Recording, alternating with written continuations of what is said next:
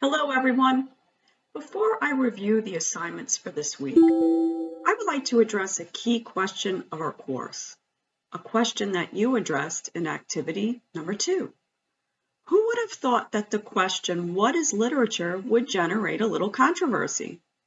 Well, many of you pointed out in your activities that literature must contain words and based your responses to questions 1 and 2 on this premise. Some of you argued that literature does not need to contain words, that images, such as a photograph of a little girl smiling, could tell a story too. Therefore, literature to you means simply the ability to communicate a story. But if the definition of literature were limited to only this one thing, then many poems would not be considered literature, including Emily Dickinson's There Is No Frigate Like a Book, since this poem does not tell a story.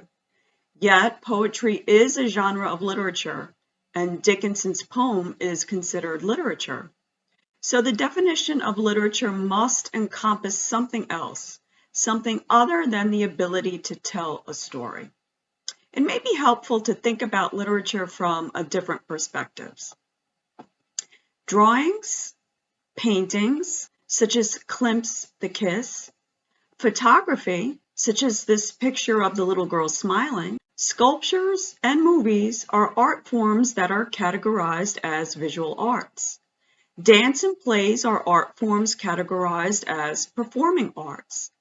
Organized sound containing such elements as melody and harmony is an art form classified as music.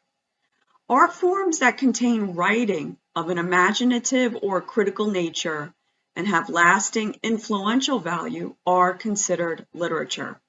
This is because the word literature itself comes from the Latin word littera, meaning a letter of the alphabet or writing formed with letters.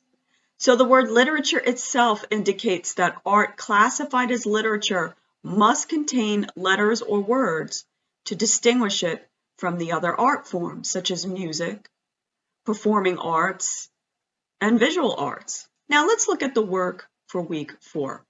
It's quite fitting that starting the day after Valentine's Day, we'll be exploring the literary movement, Romanticism. As you explore this movement, you will most likely discover that Romanticism has very little in common with our modern understanding of romantic. But I'm getting ahead of myself. For this week, you will first submit quiz number 3. After viewing the video Figurative Language, answer the following questions. Each question is worth 2 points. 1, what does figurative language do in a poem? 2, what is the difference between metaphor and simile? 3, define the tenor and vehicle in metaphor and simile. And 4, I give you a part of a poem called Hope is the Thing with Feathers by Emily Dickinson. So I give you this line, Hope is the Thing with Feathers, and I ask you to name the tenor in this line. This will make more sense after you watch the video, Figurative Language. 5 asks you to name the vehicle in the same line, Hope is the Thing with Feathers. This quiz is worth 5 points and it's due by the end of the day on February 16th. Next, you'll participate in discussion forum number 3. For your main response to this discussion forum, you'll follow these guidelines. First, in the first paragraph of your main response, think about the word romantic. What comes to mind when you contemplate this word romantic? What associations, memories, or experiences do you have with this word? Next, you'll become an expert on Romanticism by doing some informal research on either key facts, such as where did the movement take place, when did it take place, and figures or important people, influential thinkers, artists, musicians, or writers of the Romantic movement. Or you can choose to look at the key characteristics of Romanticism. By characteristics, I mean the distinguishing traits, features, philosophies, and ideas of the Romantic movement. So after you gather research on one of those topics, then in your second paragraph, you'll share at least 2 key facts and the 3 key figures of Romanticism with background information, or those 5 key characteristics of the Romantic movement. Be sure to include the source or sources of your information in some way. You may also include pictures and relevant links to enhance the information that you're sharing with the class. When responding to your peer, please note the information that you have learned by reading your peer's post. You may also note the similarities and differences between your main post and your peer's main post. So this discussion forum is worth 10 points. The main post is due by the end of the day on February 16th, and your reply is due by the end of the day on February 17th. Next, you'll submit activity number 3, figurative language. Before you participate in this activity, it may be helpful for you to return to your notes on figurative language from the video Figurative Language. You can also rewatch the video. Then move on to the activity. This activity has 3 parts. Be sure to complete all 3 parts to receive full credit for your work. Part 1, you'll read William Wordsworth's poems, I Wandered Lonely as a Cloud, and She Dwelt Among the Untrodden Ways. Part 2, choose one poem, either I Wandered Lonely as a Cloud or She Dwelt Among the Untrodden Ways, one of these poems that you enjoyed reading. Then choose a line or 2 from this poem that contains a simile or metaphor. Then think about the tenor and vehicle in the simile or metaphor of your choice by creating your own T-chart.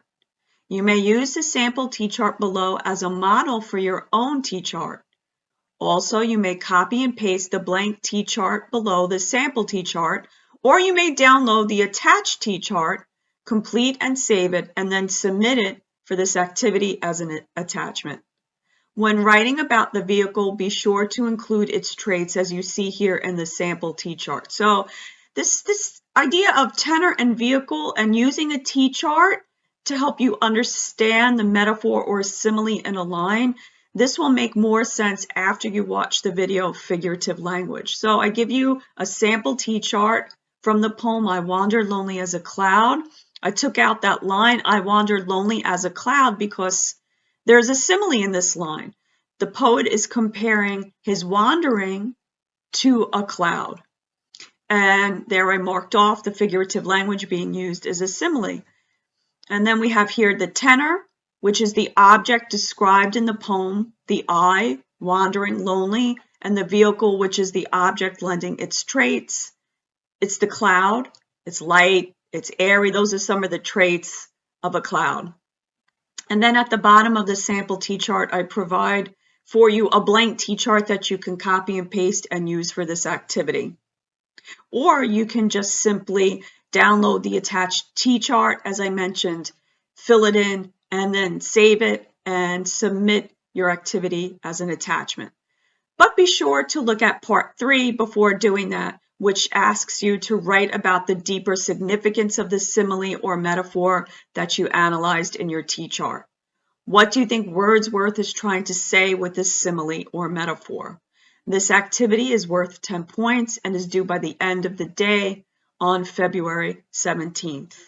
Then we have 2 extra credit options. One extra credit option asks you to read William Wordsworth's poem, The World is Too Much with Us, and then follow these 5 guidelines. And this extra credit option is due on February 17th and is worth 5 points.